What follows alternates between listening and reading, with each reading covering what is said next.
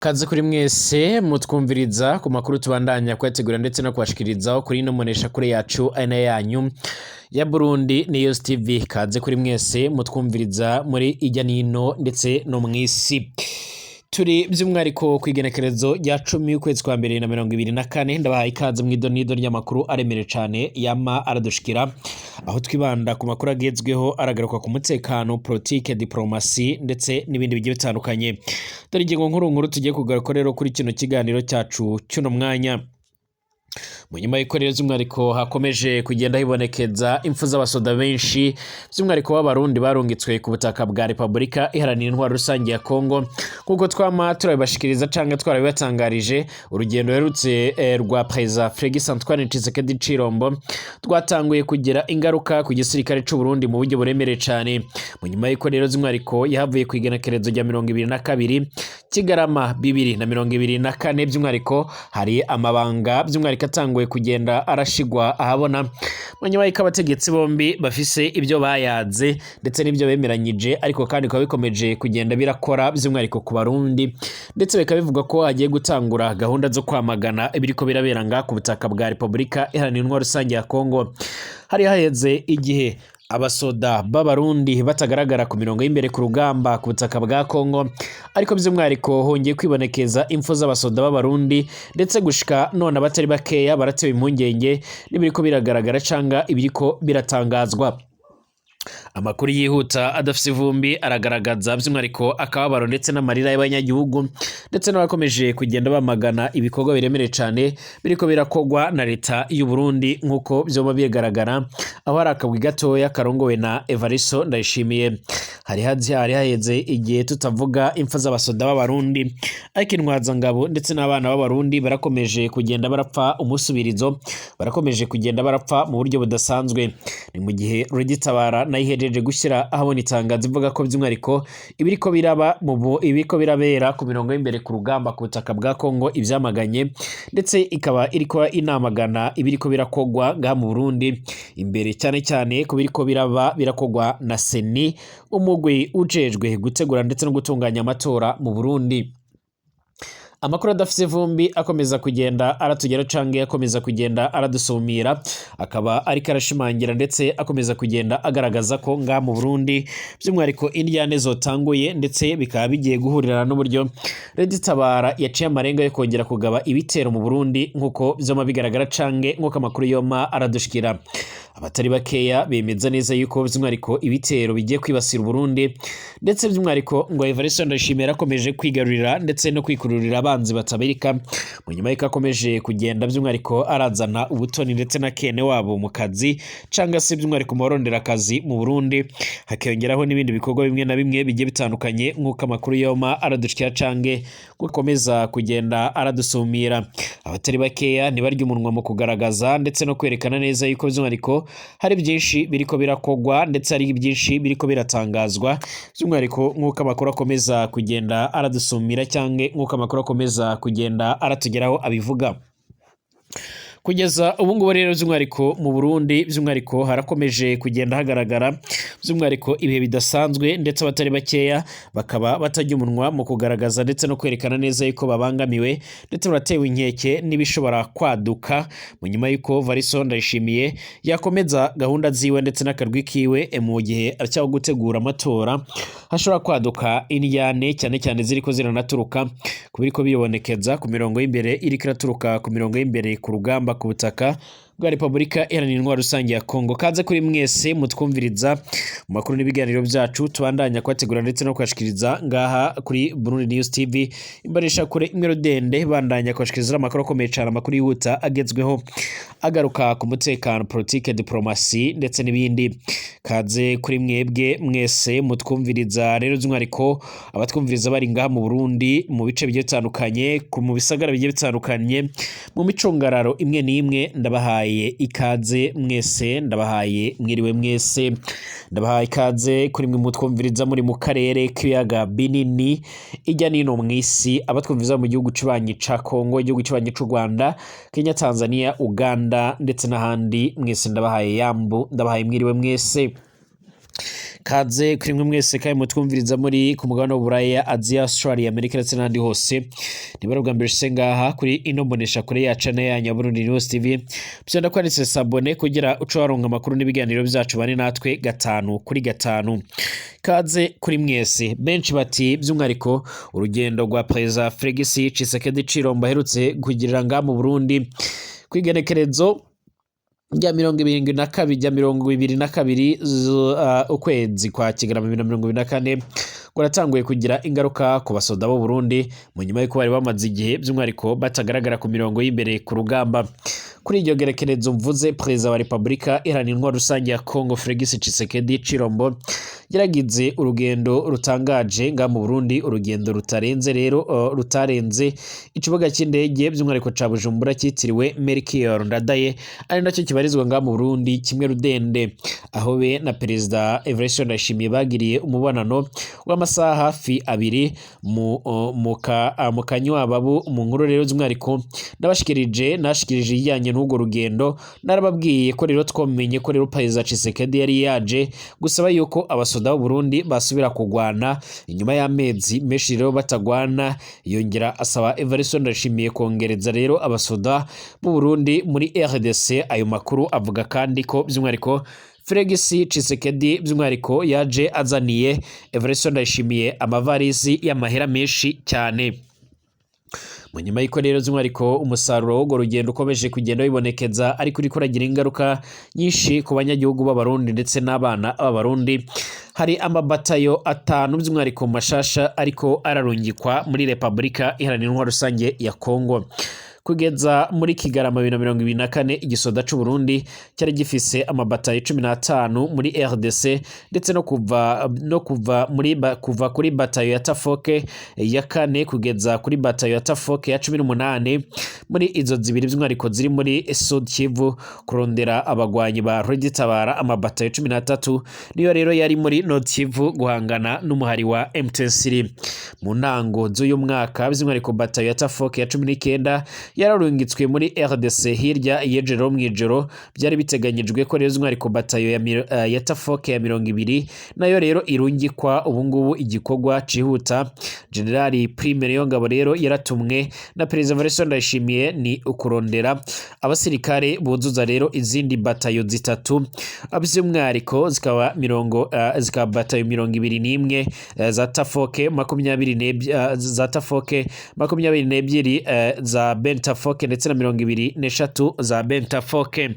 Ubu umusirikare wese ari mu Burundi arafise amakenga ko ashobora kurungikwa muri RDC. Ikiguma kibabaza abasoda bacu n'ukubandanya bajanwa nk'abacangero mu ngwano batumva ingene bariko barazigwana. Amarira yaragarutse mu miryango myinshi y'abasirikare b'Abarundi ndetse n'abanywanyi b'u Burundi nkuko bizoma bigaragara, ariko kandi hari bamwe batajya umunwa ko Evariste Ndayishimiye araca yikwegera ibihe bidasanzwe by'umwariko uburyo ariko arafata igisoda c'u Burundi akakirungika ku mirongo y'imbere ku rugamba ku butaka bwa Kongo, bagaca barahashirira. Benshi ntibajya umunwa mu kwemeza ndetse no kugaragaza neza yuko ibiriko biragaragara biteye impungenge ndetse bishobora kuzotuma hibonekeza ibindi bihe bidasanzwe. Inyuma y'amezi y'agahengerera abasirikare b'u Burundi bari muri RDC barasubijwe ku rugamba by'umwariko canke ku rubuga rw'ingwano rw'intambara kuva mu ndwi iheze, kuva hirya yejo by'umwariko igerekerezo ry'umunani ukwezi kwa 2025 kuri kubadukurikira kuri no monesha kure yacu twagumye twakira amakuru rero by'umwariko y'imiryango by'umwariko ikomakomeye cyane nga mu Burundi idusaba gukomeza gukurikirana amakuru rero y'ababo bari muri RDC. Imiryango imwe n'imwe ivuga ko yamaze guhabwa amakuru ko ababo baguye ku rugamba ariko igisoda ntaco cababwiye. Harimwe rero by'umwariko anavugwa ko rero by'umwariko bategwa ubwoba ko nibavuge ko rero uwabo yaguye muri RDC, hari n'abandi rero by'umwariko bavuga ko bahagaritswe umutima no kuba badafise rero agakuru na gatoya kababo narirya by'umwariko abasoda b'u Burundi muri RDC baca bakwa amatelefone abaguma rero badusaba kubabwira aho rero tumaze kumenya ko rero bo baraguye ku mirongo y'imbere ku rugamba. Nkuko byoma bigaragara ikibazo cyarasubiriye kwibonekeza, ikibazo cyarasubiriye kuduga ndetse benshi bariko barategwa ubwoba nkuko byoma bigaragara. amakuru dufise by'umwihariko aremeza ko abasoda batari bakeya b'u Burundi bamaze guhitanwa n'intambara ziri muri Masisi no Kivu. Hirya y'ejo M23 yarahuye n'igitero ivuga ko itari bwigere rero ibona kuva itanguye urugamba, irimwo ibihumbi byinshi by'abasirikari b'u Burundi bafatanyije n'aba RDC n'imihari bakorana, barakoraniye agace rero bita Ngungube n'umugwa mukuru rero by'umwihariko wa Masisi barateye ari isinzi. M23 irababisa by'umwihariko iduga mu misozi. Amakuru aravuga ko abasoda b'u Burundi baje bafise ukirindi by'umwihariko kidasanzwe. Abakongomani babonetse ku mareresi by'umwihariko bishimiye abasoda b'u Burundi. Ngungu yari imaze hafi umwaka mu minwe ya M23. Masisi sentare by'umwihariko nta n'indwi yari bwahere iba ifashe. Icyakora amakuru avuga ko by'umwihariko umubare wa M23 wamaze kongera kwigarurira Masisi yose. Ariko kandi ibintu byaraye bihindutse. Igisirikare ca RDC kiremeza ko M23 yaraye yisubije Masisi centre mu gitero gikiremere cyane nayo yakoze mu ijoro ryaheze rero by'umwihariko hagati. Imbuga nyinshi cyane zegereye M23 zaratangaje ko na Ngungu yaraye isubiye mu minwe ya RDC. Ni intambara rero zivugwa ko rero zitoroshe na gatoya. Muri ico gihe rero by'umwihariko abasirikare bapfiyabe n'abakomeretse baca basubira rero ko kongerekana uko byoma bigaragara. Mu nkuru by'umwihariko zikomeza kugenda ziza turaza kubandanya no kubashikiriza, turasangiza amazina yabo tumaze guca turamenye ko rero by'umwihariko baguye muri izo ngwano. Ibi bintu byo rero by'umwihariko byarageze ku basoda b'u Burundi bari muri Somalia nk'uko byoma bigaragara. Kwigenekerezo rya 22 Kigarama 2024 Felix Tshisekedi yaje i Bujumbura asaba izindi ngabo zija rero kugwana muri RDC. Kwigenekerezo rya 23 Kigarama 2024 umushikiranganje ukwivuna abansi yarandikiye umushikiranganje by'umwihariko wa Somalia amumenyesha igitigiri c'abasoda u Burundi butegerezwa kuronka kugira ngo bwemerere kuja ku ngabo by'umwihariko nshasha kugira ngo bwemere kujya ku ngabo nshasha zihagararira rero amahoro muri Somalia. Igenekerezo rya 26 Kigarama 2024 umushikiranganje wo kwivuna abansi wa Somalia yanandikiye mugenzi w'u Burundi ko kubera u Burundi by'umwihariko bwasabye ibidashoboka bukwerere by'umwihariko ku rutonde rw'ibihugu bizotanga ingabo zizobandanya guhagararira by'umwihariko amahoteli muri Somalia nk'uko byoma bigaragara. Nyuma y'imyaka yarugwa muri 17 by'umwihariko muri Somalia biboneka ko uyu mwaka u Burundi bushobora rero kwirukanwa muri icyo gihugu nk'uko rero bimaze gutangazwa n'ibimenyesha makuru byinshi. Hari benshi rero bibaza ko rero abategetsi b'u Burundi boba bosabye ibidashoboka kwemererwa by'umwihariko kugira haboneke abasoda benshi bo kurungikwa President Tshisekedi wa RDC by'umwihariko nawe abandanye kuriha rero amamiliyoni y'amadolari. Kwa Variso Ndayishimiye inkuru rero ijyanye n'ikugwa ry'u Burundi mu ngabo nshasha zizokorera by'umwihariko muri Somalia by'umwihariko nk'uko byoma bigaragara. Kugeza by'umwihariko mu mpera ya Kigarama 2024 Burundi bwari bufise abasirikare barenga ibihumbi 10 muri RDC by'umwihariko mu mabatayo 15. ubu ngubu amabatayo 17 niyo ariyo vuba cyane zizoba ari ibatayo 20. Intumbero abategetsi bafise rero ikaba ari iyo gushika abasirikari ibihumbi 20 nk'uko byoma bigaragara bagwana muri RDC. Ibyo byose bisigura ko amarira rero n'agahinda mu miryango y'abarundi egiye kubandanya by'umwihariko yongerekana kubera intambara ikomeje kugenda yibonekeza. Turakomeza kugenda turaronka amakuru menshi cyane agaruka ndetse yibanda ku bariko baragwa ndetse n'abaragwana ngaha ku butaka bwa Repubulika iharanira ikomeza kugenda amakuru akomeza kugenda radusumira akaba agaragaza ndetse aranerekana neza yuko ibikomeje kugenda bigaragara ndetse n'ibikomeje kugenda biratangazwa by'umwihariko byerekana ndetse bigasigura yuko ingwano nshasha ku butaka bwa Kongo by'umwihariko zikomeje kugenda by'umwihariko zirasigura ndetse zerekana neza yuko ibintu byama birakomera cyane. Tugaruke ku makuru yandi akomeje kugenda aravugwa canke makuru yama aradusumira agendanye n'ibikomeje kugenda biravugwa by'umwariko imbere mu gihugu c'u Burundi. Mu Burundi harakomeje kugenda haravugwa by'umwariko amakuru aremere cane agendanye no gutegura amatora yimirijwe mu Burundi. Ibikorwa by'amatora bibandanyije mu Burundi birateye by'umwariko umutima uhagaze, aho abatari bakeya bama barasigura ndetse bakanagaragaza neza yuko by'umwariko hakomeje by'umwariko gutegurwa ibihe bidasanzwe bishobora gukwegera abanyagihugu by'umwariko ibihe bibi nk'uko amakuru yama aradushikira canke amakuru yama aradusumira. Hari bamwe batajya umunwa mu kugaragaza ndetse no kwerekana neza yuko by'umwariko ibiriko birategurwa canke se ibirimo biragaragara mu Burundi bishobora kuza gukwegera abarundi kongera gusubira muri bya bihe by'umwariko muri bya bihe bya kera nk'uko amakuru yoma aradushikira canke amakuru akomeza kugenda aradusumira. Amakuru yama aratugeraho cyakora arasigura yuko Kizigenza Honorable Agatogwasa nyuma yo gukugwa mu bazitaba amatora y'abashinga amateka nga mu Burundi yarasabye indongozi ndetse n'abandi banywanyi biwe n'abanywanyi ba Seni n'abayoboka Honorable Rwasa ko rero by'umwariko bategerezwa by'umwariko kuba bo kwitonda, by'umwariko bategerezwa by'umwariko kuba bashobora kuba bokora ibishoboka byose bakitonda kugira ngo by'umwariko hatazaca hagira ubacishamwe akajisho canga ugira icyo abatwara.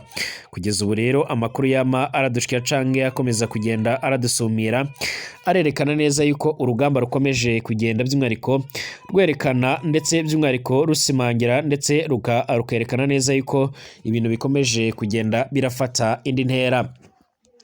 Ibi kandi bibaye mu gihe ngaha mu gihugu cacu ciza c'u Burundi hakomeje kugenda hibonekeza ibihe bidasanzwe cyane cyane aya matora benshi batajya umunwa mu kugaragaza neza yuko aya matora azoba yifashe nabi cyane by'umwariko kurenza yabaye muri 2020 muri rusange.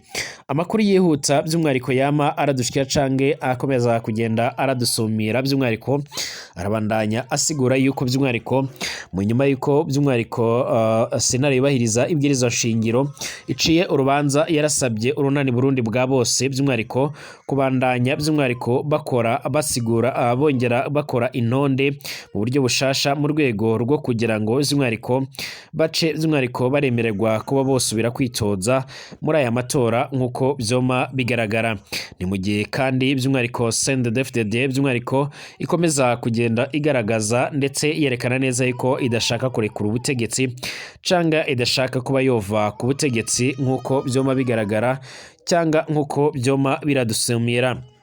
Agatogwasa ariyamiriza ingingo ya Seni imubuza kwitoza mu bagenzi biwe. Agatogwasa atavuga rumwe rero n'ubutegetsi bwo mu Burundi avuga ko iyo ngingo yo kuvanwa ku rutonde rw'abemerewe rero kwitoza mu matora yo mu kwezi kwa gatandatu ariyo rero kumusumira by'umwariko mu matora kandi ko by'umwariko itamutangaje na gatoya. Ashimangira ko by'umwariko ibyo ari ibyerekana ko umugwi Seni ari igikoresho by'umwariko c'ubutegetsi bwa CNDD-FDD kuko rero ariyo ngene yifuza kwisangiza urubuga rwa politike mu Burundi gusa. Agatogwasa kandi avuga ko Seni yahonyanze ibwirizwa shingiro ry'u Burundi ritanga rero uburenganzira mu Burundi bwo gutora canga se akitoza.